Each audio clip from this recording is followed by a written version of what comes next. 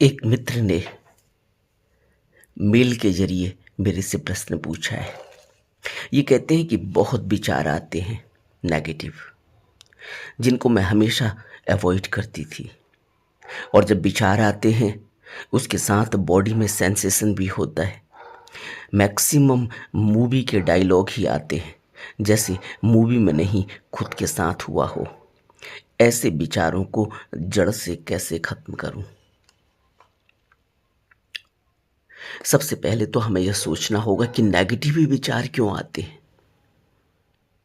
Negative विचार आते हैं क्योंकि एक पैटर्न बना हुआ है नेगेटिविटी का। एक पैटर्न बना हुआ है, उसी तरह से सोचने का एक ढर्रा बन चुका है।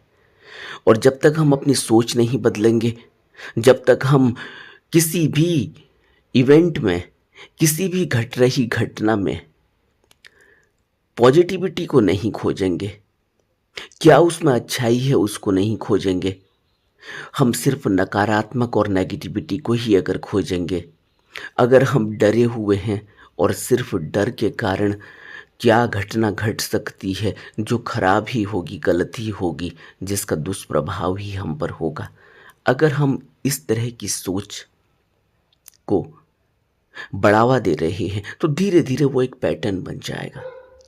और यही हमने किया है अब तक, और न जाने कितने सालों से किया होगा। अब एक संस्कार गहरा हो चुका है। इस बात को हम जानते भी हैं, ऐसा नहीं है कि हम नहीं जानते, हम जानते हैं यह कि अब मैं बार बार नेगेटिव क्यों सोच रहा हूँ, नेगेटिव ही थॉट क्यों आता है। यह मैं बार बार मैं इस बात को समझ भी रहा हूँ, लेकिन उसके बावजूद भी मैं इसको करेक्ट नहीं कर पाता। क्यों? क्योंकि एक ढर्रा बन चुका है, एक पैटर्न बन चुका है। इस पैटर्न को तोड़ने के लिए एक बहुत ही साधारण ध्यान की प्रक्रिया है।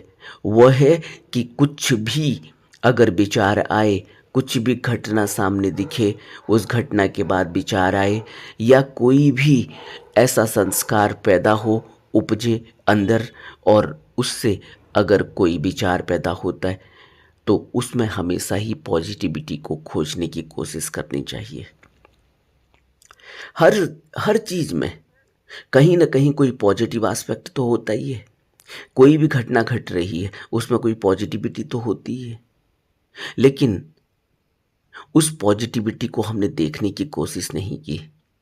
कारण कई हो सकते हैं। हम डरे हुए रहे, हमें ऐसा सिखाया गया, हमें ऐसा बताया गया। वो सब प्रभाव अब एक संस्कार के रूप में हमारे सर पर चढ़ चुके हैं, एक बहुत बड़ी लेप लग चुकी है। मैं दिल्ली में एक पार्क में एक बार टहल रहा था। वहाँ कुछ फैमिली के लोग आए, बच्चे आए, उनके साथ उनके पेरेंट्स आए, और साथ में एक उनकी दादी भी थी। वो पार्क में टहले, घूमे, मेरे बगल से गुजरे तो मैंने वो दादी को यह कहते हुए सुना कि दोबारा से इस पार्क में कभी आने की कोशिश मत करना। जबकि उस पार्क में एक बहुत बड़ा झरना है, उस पार्क में अलग अलग प्रकार की मछलियां हैं, उस पार्क में बतख हैं, उस पार्क में हिरन हैं, उस पार्क में कुछ और ऐसे जानवर हैं जिनको देखकर मन लग जाता है। वहाँ अलग अलग प्रकार की चिड़ियाएँ हैं, उनकी चहचहाहट है। वहाँ अलग अलग प्रकार के मोर हैं, सफ़ेद मोर है, दूसरे अलग तरह के मोर हैं, अलग तरह के तोते हैं, अलग तरह की चिड़ियाएँ हैं। लेकिन वो दादी कहती है कि दोबारा से इस पार्क में मत आना। क्या हुआ? उस दादी ने वहाँ कहीं कोई जोड़ा बैठा हुआ देख लिया, कहीं कोई लड़का लड़की प्रेम करते हुए देख लिए, एकांत में बैठे हुए देख लिए। उसको बड़ी परेशानी हो गई और उसने अपना स्टेटमेंट दे दिया कि अब दोबारा से इस पार्क में कभी आने की जरूरत मत जुर्रत मत करना। इससे क्या पता चलता है? क्या हमें कुछ और नहीं दिखा? क्या हमें वहाँ नेचर नहीं दिखा? क्या हमें वहाँ खिलती हुई कुदरत नहीं दिखी? हमें सिर्फ यही दिखा। इसको नगण्य समझ के इसको इग्नोर भी किया जा सकता था। ये इतनी बड़ी बात नहीं थी। कुदरत बहुत बड़ी बात थी। वहाँ घट रही अलग अलग घटनाएं कुदरत की, वो बहुत बड़ी बात थी। वो झरने की आवाज़, वो फाउंटेन, वह बतख, वो तैरती हुई मछलियाँ, जंप करती हुई मछलियाँ जिनको भोजन डाला जा रहा है, अलग अलग प्रकार की चमकती हुई मछलियाँ, अलग अलग प्रकार के जानवर, अलग अलग प्रकार की चिड़ियाएँ चहकती हुई, उनकी आवाज़ें। वो कुछ भी नहीं था। सिर्फ एकांत में बैठे हुए कोई युगल देख लिए। क्या हम इतना ही देखते हैं? यह एक पैटर्न बना हुआ है। दादी पुराने संस्कारों की है, उसी तरह के संस्कारों में पली बड़ी है। उस समय सामाजिक व्यवस्था वैसी ही थी। आज तो समाज पूरा बदल चुका है। यही बच्चे, जिन छोटी छोटी बच्चियों को वो अपने घर से लेके आई हैं, अपने पोते पोतियों को, कल को ये बच्चे घर से बाहर निकलेंगे, बड़े शहरों में पढ़ने के लिए जाएंगे, दूसरे देशों में पढ़ने के लिए जाएंगे, नौकरी के लिए जाएंगे, तो क्या यह दादी वहाँ उनको देखने के लिए जाएगी वो क्या कर रहे हैं? लेकिन एक संस्कार उस दादी के अंदर बैठा हुआ जो बाहर नहीं निकलता। यही हम भी कर रहे हैं। हम सिर्फ नकारात्मक चीजों को, उसकी नकारात्मकता को ले रहे हैं। अब इन्होंने आगे जो प्रश्न किया है कि जब विचार आते हैं तो बॉडी में सेंसेशन भी होता है। बॉडी में सेंसेशन तो होता ही है। काम वासना का विचार आएगा तो बॉडी में सेंसेशन होगी। काम वासना का विचार आएगा तो हार्ट बीट तेज हो जाएगी, इंद्रियां जागृत हो जाएंगी। इसी तरह से इन्होंने कहा है कि मैक्सिमम मूवी के डायलॉग ही आते हैं जैसे मूवी में नहीं खुद के साथ हुआ हो। कोई घटना घटी होगी, कोई घटना इतनी डर पैदा कर रही है। अब सोचने की बात है कि हम मूवी क्यों देख रहे हैं, और अगर देख भी रहे हैं तो उसमें हमने सिर्फ नकारात्मकता ही देखी जिससे हमें डर पैदा हो गया। उसमें सिर्फ उतना ही सीन था जो हमें डर दे गया। उसमें कुछ पॉजिटिविटी नहीं थी, उसमें कोई खुशी नहीं थी, उसमें कोई आनंद नहीं था, उसमें कोई ऐसा भाव नहीं था जिसने हमें हल्का कर दिया, जिसने हमें प्रेम से भर दिया, जिसने हमारे हृदय में थोड़ी शांति दी, मन को शांति दी। उसमें कोई म्यूजिक नहीं था जिस म्यूजिक के जो तार, जो झनकार उठी थी, उसने हमें कितना अंदर ही अंदर मदमस्त कर दिया था। वो हम क्यों नहीं याद कर पाए? हम सिर्फ नकारात्मक ही क्यों याद कर पाए? क्योंकि हमारे जीने का एक पैटर्न ऐसा बन चुका है। अब इन्होंने प्रश्न पूछा है लास्ट में, ऐसे विचारों को जड़ से खत्म करने के लिए क्या करें? ऐसे विचारों को जड़ से खत्म करने के लिए जब यह विचार आता है तो इस विचार की हकीकत को देखें। अब यह विचार हकीकत तो है नहीं। मूवी के डायलॉगों से जीवन चलता है। मूवी में तो बहुत डायलॉग होते हैं। क्या मूवी के डायलॉग रियल जिंदगी में वो मूवी घटती है? हम मूवी को इतना इतना हकीकत और इतना असल समझ बैठे, और जो हमारी ज़िंदगी की मूवी चल रही है, जो असल है, जो हकीकत है, जो वर्तमान में हम जी रहे हैं, जो हम खाना बना रहे हैं किचन में जाकर, जो हम नहा रहे हैं बाथरूम में जाकर, जो हम कपड़े धो रहे हैं, जो हम बर्तन धो रहे हैं, क्या वो वर्तमान में वो सजीव नहीं है? क्या वो असलियत नहीं है? क्या वो कोई पिक्चर का हिस्सा है? जब हम खाना बनाते हैं तो क्या कोई पिक्चर का हिस्सा है? उसको हम पूरे मन से क्यों नहीं बना सकते? वर्तमान में रहकर क्यों नहीं बना सकते? उसमें हम ऐसे विचार क्यों नहीं डाल सकते कि ये खाना आज ऐसा बनेगा कि घर के जितने भी लोग खाएंगे उनको बहुत खुशी मिलेगी, उनको आनंद मिलेगा, उनको बहुत स्वाद आएगा। और इसकी खुशबू जब आस पड़ोस में जाएगी तो उनको भी लगेगा कि आज कुछ नया बना है। मैं इस तरह से क्यों नहीं सोचता? मैं ऐसे ही क्यों सोचता हूँ कि आज जो खाना बना ये अच्छा नहीं होगा, स्वाद खराब हो गया, तेल ज़्यादा पड़ गया, नमक ज़्यादा पड़ गया होगा, मसाला ज़्यादा पड़ गया होगा, किसी को अच्छा नहीं लगेगा। मैं ये क्यों सोचता हूँ? ये सोच, इसको कोई दूसरा आपको नहीं बदल पाएगा। ये सोच तो आपको खुद ही बदलनी होगी। और जितनी आसानी से आप नकारात्मक सोच और विचार कर रहे हैं, उतनी ही आसानी से आप पॉजिटिव और सकारात्मक सोच और विचार भी कर सकते हैं। आप हर चीज़ में पॉजिटिव देखें। अगर कोई बर्तन टूट भी गया है तो उसको भी पॉजिटिव देखें कि हाथ से बर्तन गिर गया, टूट गया, चलो अच्छा है, अब नया तो आएगा, नया आएगा, देखते हैं नया कौन से किस पैटर्न का लाएंगे, नया आएगा और अच्छा लगेगा किचन में।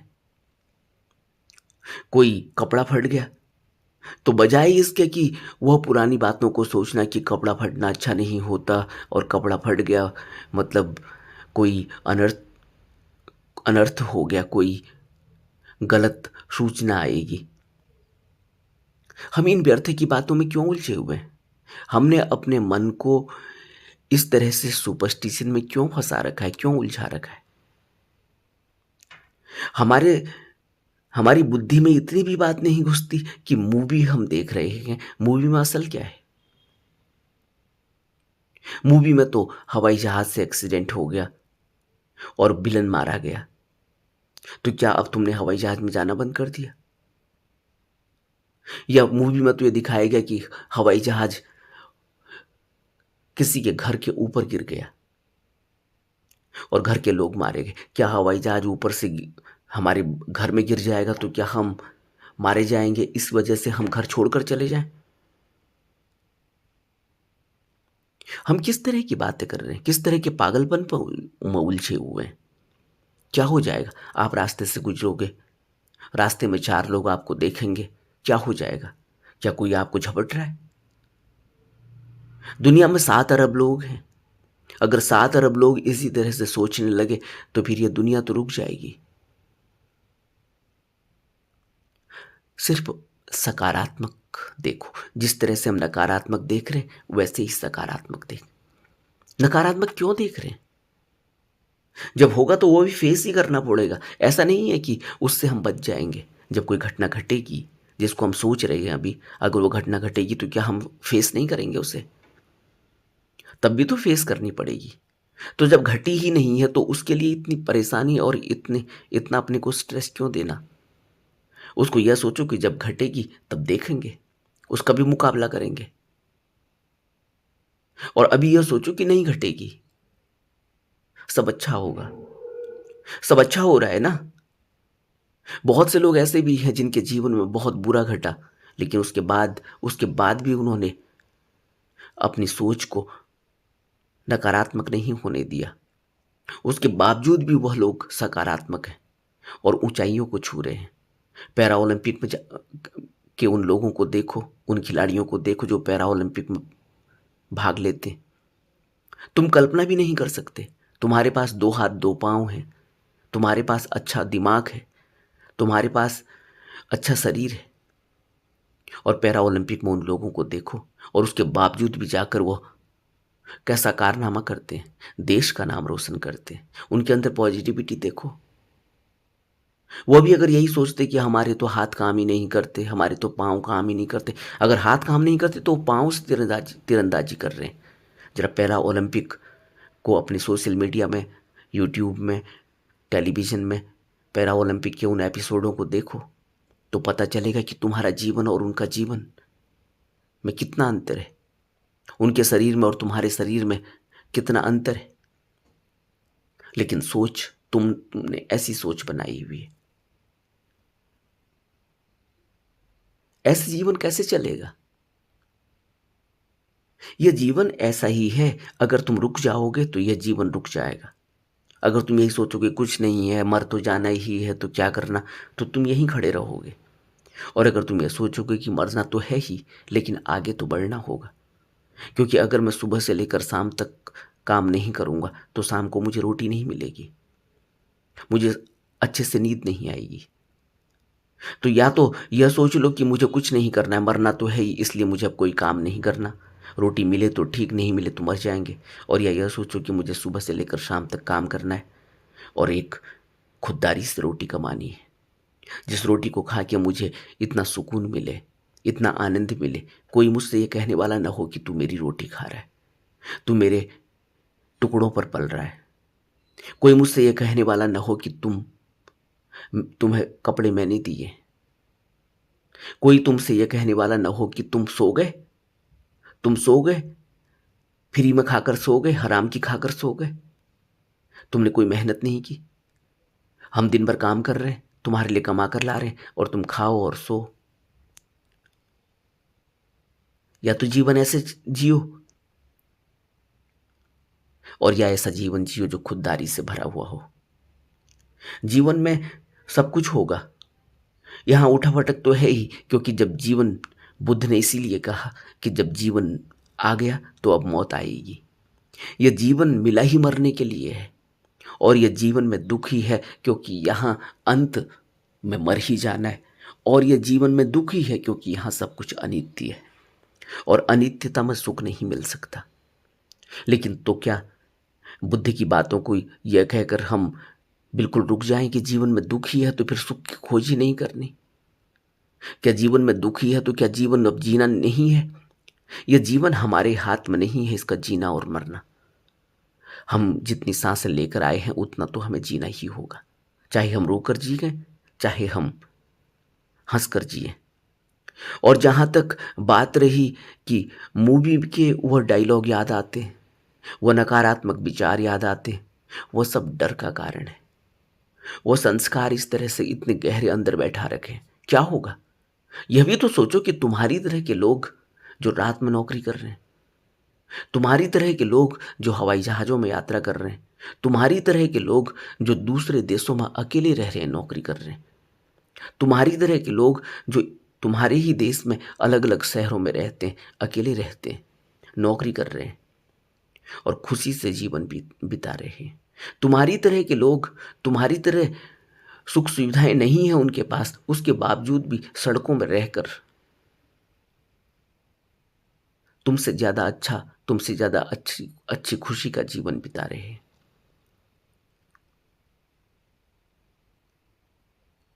और तुम पिक्चर देखते हो, क्यों देखते हो मूवी? जब तुम्हें पता है कि कोई असलियत नहीं, जब तुम्हें पता है कि मूवी के डायलॉग, इनसे क्या हो जाने वाला। 3 घंटे की पिक्चर है, उसके बाद तो कोई रेप वहाँ रहता नहीं, कोई विलन वहाँ विलन रहता नहीं। इसी तरह से यह जीवन भी है, यहाँ भी इसी तरह का पार्ट प्ले किया जाता है। जब तक जीवन है यही एक पार्ट प्ले किया जा रहा है, और यह जब जीवन खत्म हो जाएगा तो हर कोई यहाँ अपने स्टेज से उतर जाएगा।